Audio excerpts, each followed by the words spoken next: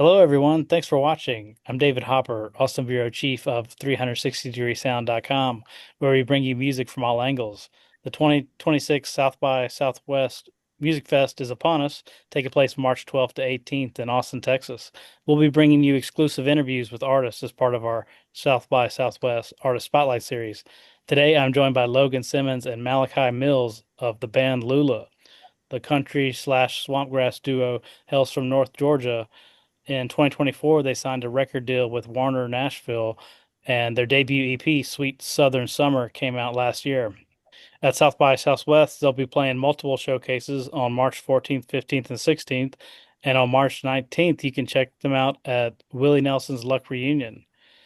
Logan and Malachi, thanks so much for joining 360. I wonder if you could, Thanks so much for having us. of course. Yeah, well, I got to tell you, when I was going through the long list of artists, the Swampgrass label caught my eye.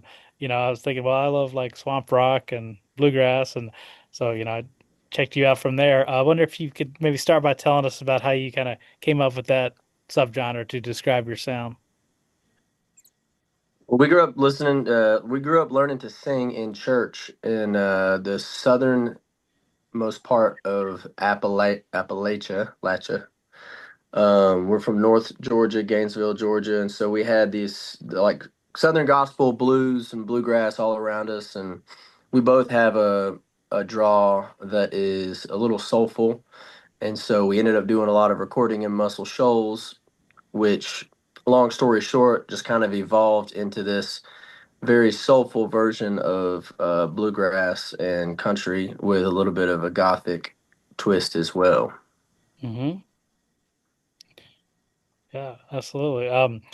So the band Lula that comes from Lula, Georgia, where you grew up, is that right? Yeah, it comes from Loula, Georgia. It's a small town about an hour north of Atlanta, and that's where I spent most of my time growing up. And it's kind of like a farm town, kind of little North Georgia mountain town that's about 15 minutes outside of Gainesville, Georgia, which is kind of the main, more city area. It's still Gainesville to us is still considered a little bit of a small town compared to Nashville where we live now, but Lula is kind of the heart and soul behind the band. Yeah. Okay. Yeah. So yeah, based in Nashville now, did you experience some culture shock moving to a much bigger city, or how's it been living in Nashville? It's definitely different. It's very different. I'm Malachi and I are both from about well, we grew up about 15 minutes apart, but didn't meet till we were about 14 years old. But both from smaller towns and back roads and spending a lot of time in the woods around a bonfire, that kind of vibe. So definitely taking us from that to living 10 to 15 minutes outside of the perimeter in Nashville is definitely a little bit of a shock, but I would say we probably got a lot of practice being so close to Atlanta and Hmm. playing shows in Atlanta and spending time there. Nothing beats Atlanta traffic. So I think we got a lot of practice being around the city there, and it probably wasn't too much of a shock. And Nashville still has its pockets, that feel small and that feel really homey. So it wasn't hard to start blending in, and we had a lot of good people around us showing us around. So it wasn't too bad. Yeah, that's great. Um, yeah, like as Malachi mentioned, grew up attending church and going to tent revivals. I wonder if you could talk a little bit more about the ways in which gospel has influenced your sound and how that kind of church music kind of seeps into the music you make. Probably the most influential part is the harmonies, and a lot of people will say that we have kind of like there's kind of a kinship to our harmony a little bit, the kind of blood harmony sound that we have together whenever we sing, and a lot of that I think can be attributed to just the culture of um, the Southern gospel, church kind of music where we grew up in the area, and a lot of kind of blues harmony choices and um, things like that. You know, that just like we shared a lot of common influences. I think whether we knew it or not, um, we just it was kind of in the fabric of how we both grew up from the Hmm. same cloth, I guess you could say. Hmm. Yeah. I mean that's great that y'all have the, backing of a major label in Warner Nashville. I was wondering if you found it to be beneficial. I mean, I know some artists are, weighing the decision of whether to sign to a label. Kind of, what benefits have you had from that, if there are some, and kind of how things have changed since before when you were independent. Mhm. It really has. I mean, being with a label or not being with a label, I think is so specific to who you are and what your journey is. Like, I think that it is really beneficial for us because we have a whole team of folks that support us, not only just financially, but just people encouraging us and really who love our music and believe in us on days that we think that nobody does. So for us, we have a wonderful team around us, and our biggest thing before we signed was if this was the right decision for us, then we wanted a team that was willing to roll up their sleeves and work just as hard as we were. I think maybe some people see a label deal as, well, I have hit the mountaintop. And John Osborne from Brothers Osborne is a friend of ours and produced some of our songs. And the first time we met him, he said, people think that a label deal or getting to Nashville doing these things is the mountaintop, but actually it's just the bottom of the mountain. It's the gate that gets you into the hike, So then you really got to start putting in the work after that. And I feel that really deeply. I know Malachi does too. That we are working just as hard, and we do not want to slow down that work anytime soon, just because we have a team behind us. And in our situation personally, and Malachi might can speak to it more. I feel like having our label behind us has been really really meaningful and really incredible to see how a team comes together for us. But being independent was also, an art of its own, and it teaches you so much. And I think that I learned a lot about myself and about who Lula was about to become when we were independent. And I believe that that is the best route for some artists. It's just so case by case. It's like whatever floats your boat, whatever works for you, wherever God puts you is exactly where you're supposed to be. And this is where we were exactly supposed to be. So Hmm. Yeah, great. Yeah, great answer. Thank you for that. Uh, yeah. So this will be your first time playing South by Southwest. Have you all been to Austin before, or have you ever played in Austin? First time. Oh, great. Yeah. Yeah. Well, welcome to Austin. I'm sure you'll enjoy it. Can be a little overwhelming. There's just so much going on at once, and I know you're Actually, all. I was, it's our first time playing at South by Southwest. We okay. came down there for a private event one time that we played, and we ended up stopping into Seaboys, which was a treat. Yes, that's one of my favorite venues. A lot Went of over great. to Yeah, went over to Seaboys and got to see Groove Line Horns, and they rocked it that night. yeah. Oh yeah, the wonderful venue. Always great blues and soul there. Yeah, it's up there with, like Antone's is one of the, legendary spots. Um, well, yeah. I guess my question would be, what do you hope to get out of your South by Southwest experience? Man, I hope to just meet other artists, like see some of our peers and everything like that. Obviously, make new fans. Get to play some venues we've never played before.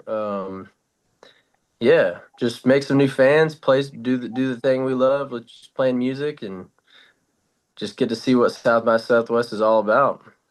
yeah, I agree. I think we're both really excited for all of it, and especially, Luck Reunion. It's not technically an entire part of our, South by Southwest. We have several slots throughout the week that are kind of lined up right back to back to each other. But I think Luck Reunion is something we're really excited about, and it gave us the opportunity to start booking these smaller South by Southwest showcases. and I feel like we're getting a full experience from the daytime showcases all the way to Luck Reunion. So I'm really excited. Like he said, we've been to Austin before, and it was awesome. But going back now and knowing that we get to participate in a big way with South by Southwest and then end it with Willie Nelson is like kind of amazing. A little bit of a Yeah, fever dream, I would say. absolutely. That's super exciting. Um, yeah, I wanted to get just into a little bit of your music and your songs. Just maybe highlight a few. From looking at Spotify, Marshall County Man is your most streamed song with over 700,000 streams. Wonder if you could. It's kind of a story song. Wonder if you could tell us how that one came together. You can tell them, Logan. So Marshall County Man, we wrote it in Muscle Shoals, Alabama. It was actually the first song that we wrote in Muscle Shoals together as a band, and it was actually the first song that we wrote with Gary Nichols. And Gary Nichols is our guitar player, our band leader. He was formerly in the Steel Drivers. He was the front man for the Steel Drivers, and he is and at the time was a huge deal to us. Like even just getting to meet him, say hello to him was a big deal, and then being able to write this song with him. We actually started writing another song that night, and we kind of got stumped on it. And it was late at night, and then he said, "Y'all just want to write a Steel Drivers murder ballad?" And we thought absolutely we do. So we started writing Marshall County Man. Marshall County is in Alabama. So we mentioned Tutwiler, which is the women's prison in Alabama. And we actually wrote most of the song, but we finished it the next day. So it definitely, we thought about every little detail on that one. And that song we feel like really got us in the door in Nashville. We with our publishing deal, and that's where it all started with us coming to Nashville. And really what our lives look like right now would not look like that if we did not have the publishing deal that we have. And we feel like that song kind of opened some doors. Malachi and I just went into a bunch of rooms in Nashville, our booking agent, our manager, record labels, just us two and a guitar, and did it very 90s style. Like, hey, this is what we're all about. It wasn't social media numbers, nothing like that. So, that song, the story behind it's cool. The song itself is cool. The music video, John Osborne is a character in the music video. That's awesome. But just the places it has taken us has been really amazing, and we're really grateful for that. Yeah, that's awesome. Thank you. Um, Mm. yeah, another big one is Running Off the Angels that's taken from your debut EP, Sweet Southern Summer, that also has, hundreds of thousands of streams. Speaking of 90s style, I thought that one did have kind of a 90s country vibe to it, with the really strong hook and to Malachi's point earlier, kind of a gothic sound to me as well. So I really enjoyed that one.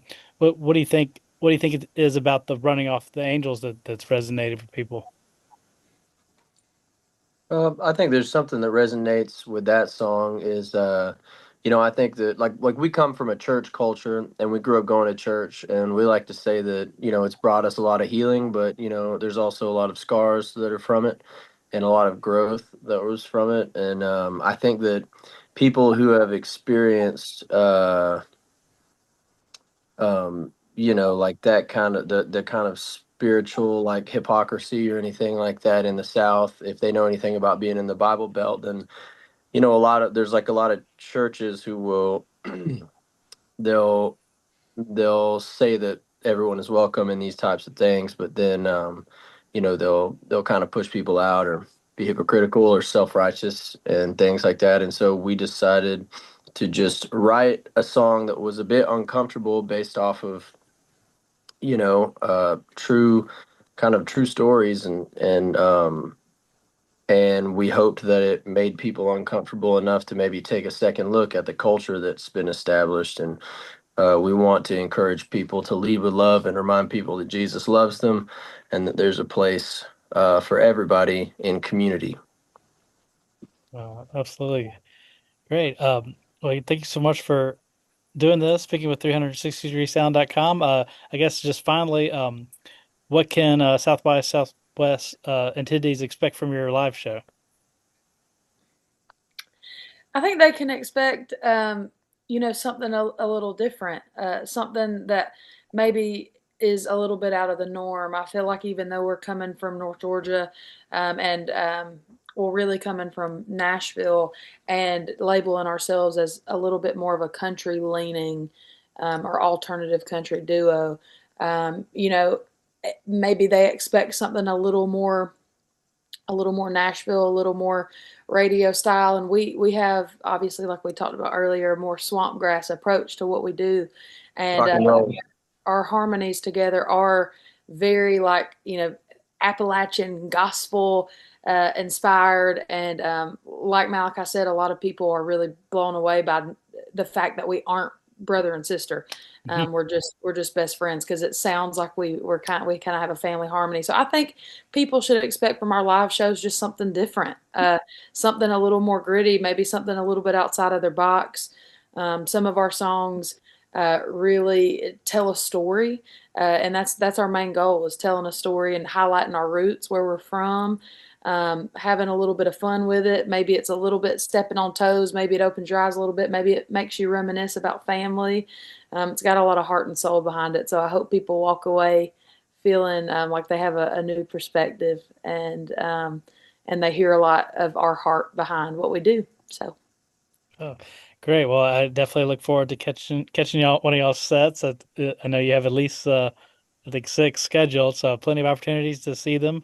Again, they're the band Lula. They'll be at South by Southwest, and they'll be at Willie Nelson's Luck Reunion on March 19th. Logan and Malachi, thanks again for speaking with us. thanks, Thanks, Dave. David. Take care. See you in Austin. All right, bye. Thanks.